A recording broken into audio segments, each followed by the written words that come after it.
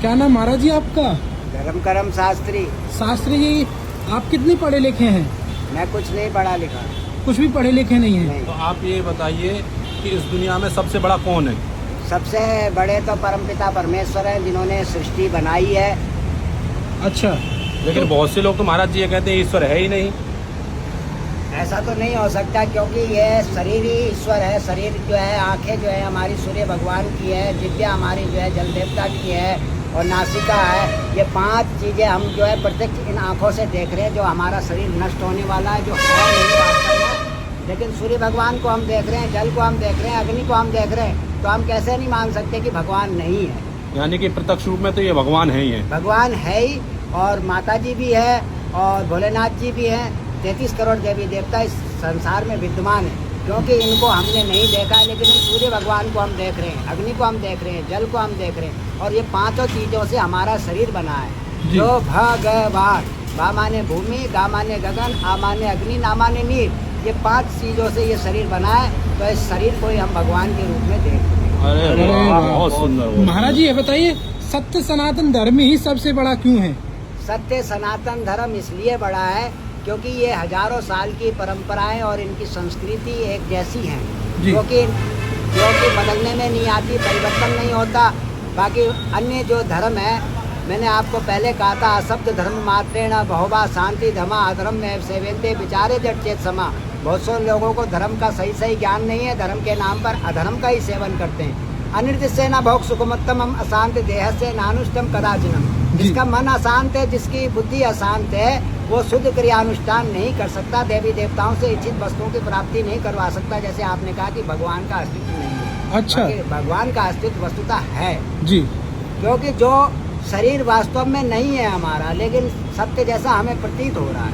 संसार में जो दिख रहा है वास्तव में हमारे सामने कुछ नहीं है, लेकिन हमें सत्य जैसा प्रतीत हो रहा है। इसलिए हमको सबसे पहले 5 देवताओं का आह्वान करना है और उनकी पूजा अर्चना करनी है। सूर्य भगवान, जल देवता, अग्नि देवता, पृथ्वी और आकाश। तो महाराज जी सत्य क्या है?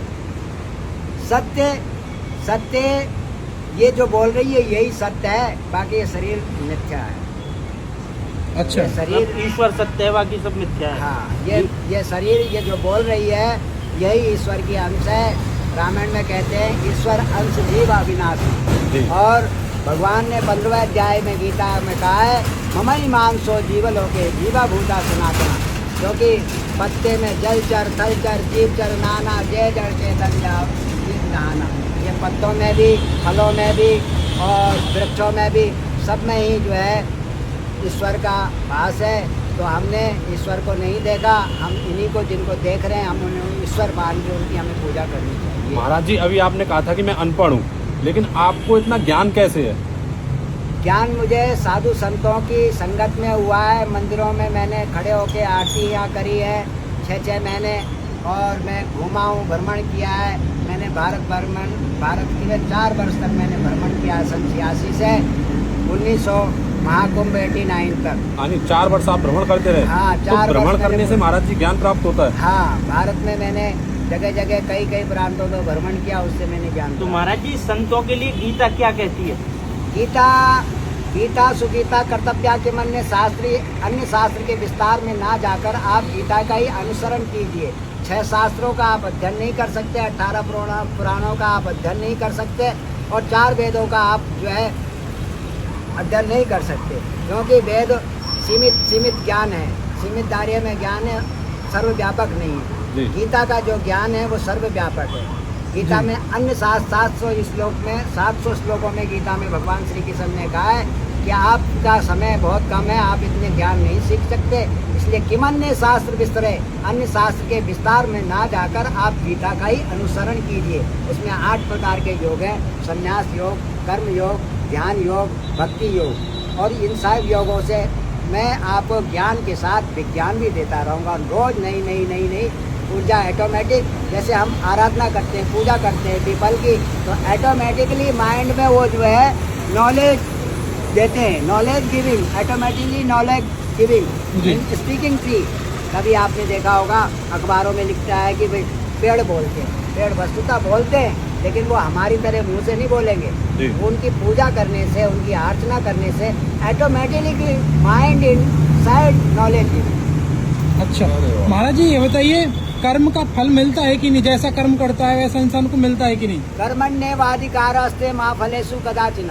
कर्म का फल अवश्यमेव भुक्तव्ये। कर्म का फल भोगना ही पड़ेगा। कर्म का फल भोगना ही पड़ेगा। जैसे हम भक्ति करते हैं तो हमको भगवान शंकर तुरंत ही उसका फल देते हैं, इसलिए हमें जो कर्म किया है वो उनका हमको फल भोगना ही पड़ेगा। महाराज जी भक्ति से कर्म अपने बुरे कर्मों को काटा जा सकता है कि नहीं? भक्ति से अपना पिछला जन्म सुधारा जाएगा। अपने के मरने के बाद हमारा जीवन आगे अच्छा हो, भक्ति से यही होता है। लेकिन जो कर्म हमने करे हैं उनको तो हमें भोगना पड़ेगा। भुगतना पड़ेगा। क्या बात है महाराज जी की। ये देखिए दोस्तों, महाराज जी बिल्कुल पढ़े लिखे नहीं है, शून्य है बिल्कुल, और तब भी इतना ज्ञान है। गीता का, वेद का, शास्त्रों का सारा ज्ञान इनके अंदर भरा पड़ा हुआ है।